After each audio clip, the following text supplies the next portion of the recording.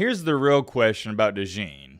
Could he lock down prime 7th/8th grade White Randy? I ain't gonna hold y'all. Oh, Jermaine Burton here, he's a certified menace to society off the field and on the field, but more so of off the field. He's got some attitude problems. Number 83, you got the me shotgun running back Blake Corum teaming up with his old partner in crime, Jim Harbaugh.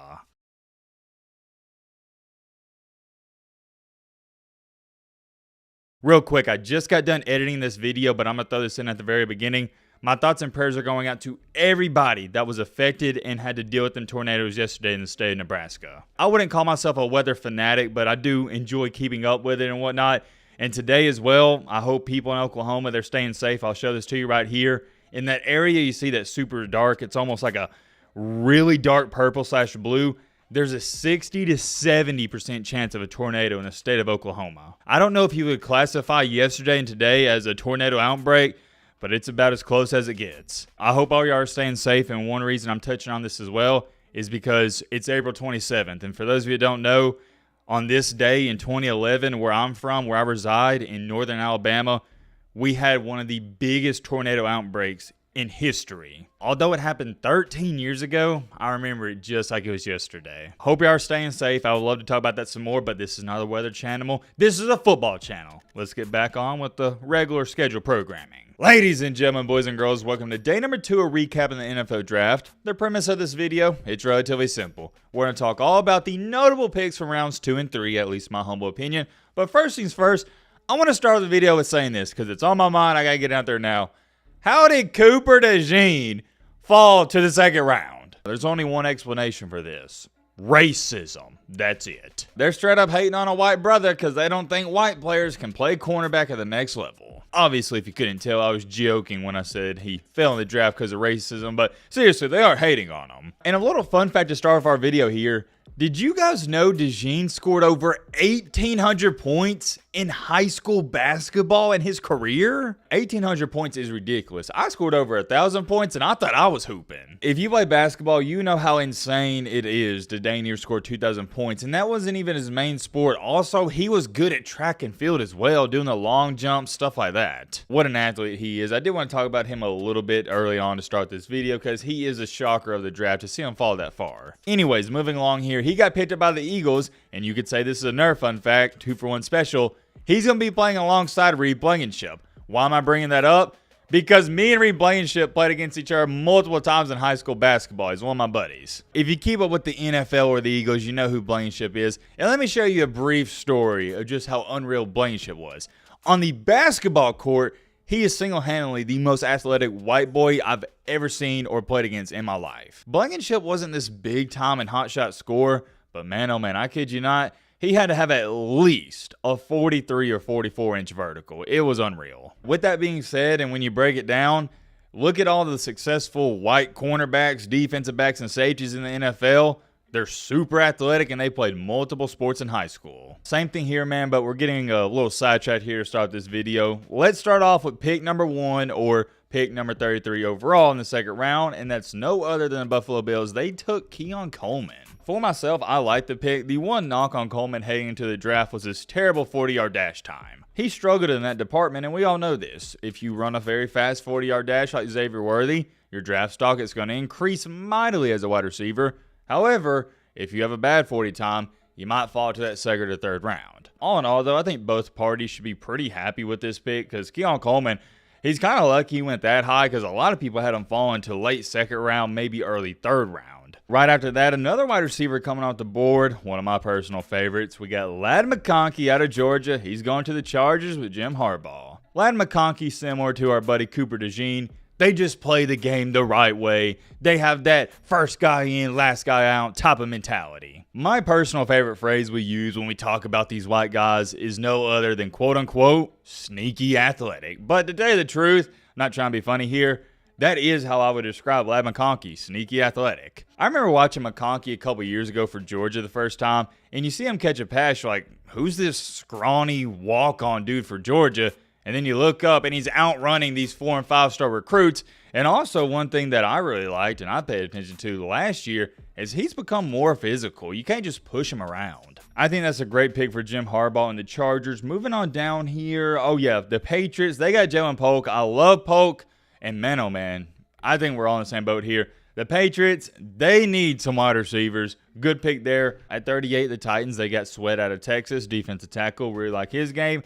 And one of the more underrated picks, Jim Harbaugh yet again, Braden Fisk, defensive tackle out of Florida State. Watch out for that one. He's not a big name guy, and nobody's going to talk about him too much. But at Florida State, all he did was create and wreak havoc. And then like we talked about earlier, at number 40, you had the Philadelphia Eagles getting arguably the steal of this entire draft, Cooper DeJean. Here's the real question about DeJean. Could he lock down prime 7th/8th grade White Randy?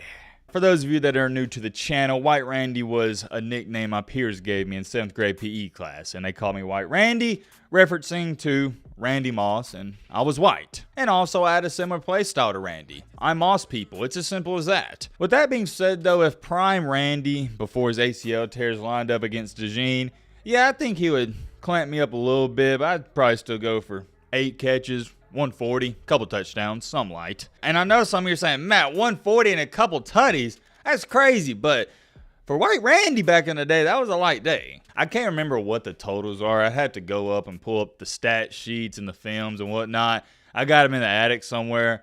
But I think I averaged like 187, 188 yards per game receiving. What makes it an interesting matchup is DeJean is 6'1", 200 pounds, and White Randy is also 6'1", 200 pounds. Even matchup. Right after DeJean, though, you could argue and say we had another steal. Kool-Aid McKinstry, cornerback out of Alabama. He fell farther than what most people thought. As a matter of fact, I'm pretty sure he had a draft party for the first round and he didn't get selected. Kind of disappointing there, but to be honest, I'm not shocked he fell to the second round. I could have seen him being taken as high as maybe potentially 21, 22.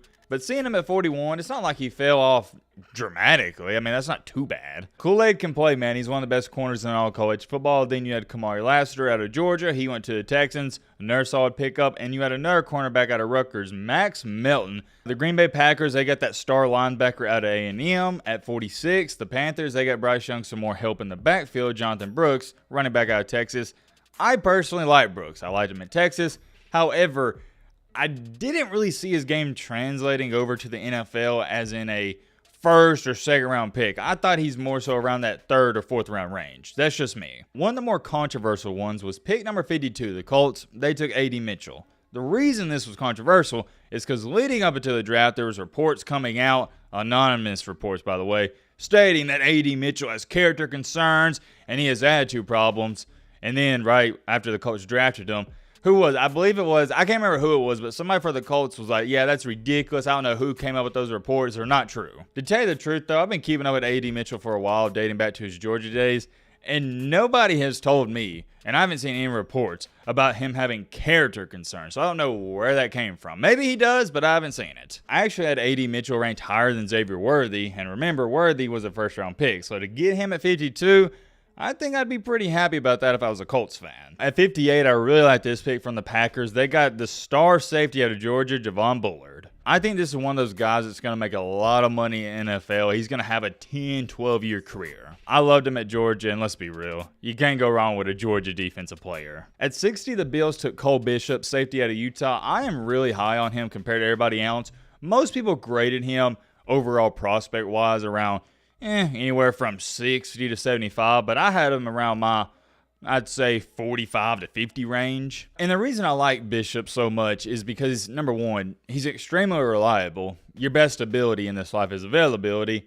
And number two, he has really good size. He's roughly 6'2", 210 pounds. Another pick I really like right after Cole Bishop was 61, the Lions. Man, they just have been killing it on draft day the past couple of years. They got that star cornerback out of Missouri, Ennis Jr. I was watching some mock drafts leading up into this, and most people had him going late in the first round. So to get him late in the second round, that's a steal in my book. You're also going to be pairing him up with Terrion Arnold Jr. Whew, watch out for the Lions. That's all the notable ones from round 2. Let's head into round 3. The first pick in round 3, 65 overall. Gotta be honest with you guys, I'm never going to lie to y'all. Try to be as transparent as possible.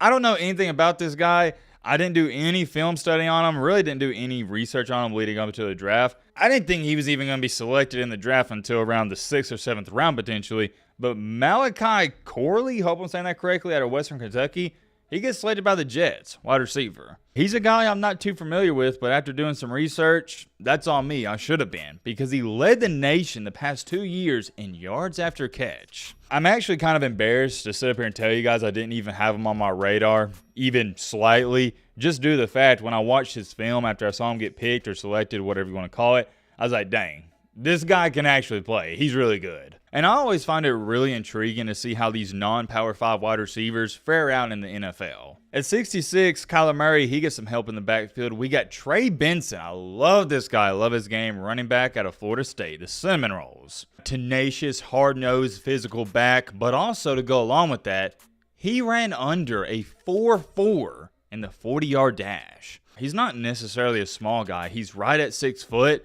But he's so muscular, he looks so strong, and I can't believe how fast he is. I can't get enough of Trey Benson. Going all the way down here, though, to number 77, the Raiders, with a questionable pick, in my opinion, they got Delmar Glaze. This is an offensive tackle, and he wasn't necessarily regarded that high. I think overall he was like the 230th overall prospect heading into the draft. Not too sure what they saw in this guy, but hey, they obviously saw something they like. At number 78, the Texans, they get the safety out of USC. Then at number 80, Jermaine Big Money Burton, former Georgia and Alabama wide receiver. He's heading to the Bengals. What about that? I ain't gonna hold y'all. Oh, Jermaine Burton here, he's a certified menace to society off the field and on the field, but more so of off the field. He's got some attitude problems, and that's not some secret knowledge. Nick Saban even talked about it yesterday on live television. Congratulations to him, though, and it'll be interesting to see how much he plays and how big of a role he has in that Joe Burrow offense. Number 83, you got the shotgun running back Blake Corum teaming up with his old partner in crime, Jim Harbaugh. And from 83 to 85, we had 3 straight Michigan players picked: Corum, Roman Wilson, and Zach Zinter. I thought that was pretty cool. You don't see 3 players from the same school getting selected quite too often. Jalen McMillan, 92, he went to the Tampa Bay Buccaneers. I really love this guy's game. He played for Washington last year. He's a part of that dynamic trio they had at the wide receiver position. Why I like McMillan so much is he's an outstanding route runner, and he's quick out of his break. Last but not least, though, to wrap up our final pick of the 3rd round and final pick of day 2, we had the wide receiver out of Rice, Luke McCaffrey, and that name should ring a bell. And come on, man, you know why it should ring a bell. Because his brother's in the NFL, Christian McCaffrey. That one's fascinating to me because I'm not too sure how good Luke McCaffrey can be in the NFL. I had him as a day 3 guy. I didn't even think he'd get picked until around the late 5th, early 6th round. But here he is. He went in late in the 3rd round. And I get his label is wide receiver, but the reason you're taking Luke McCaffrey is because he's an all-around athlete. There's many more things I could say, but we'll wrap it up here. I got a busy day on my hands, like I assume most of you do as well. Hope you have a great Saturday. Let me know your thoughts down below. But Roman,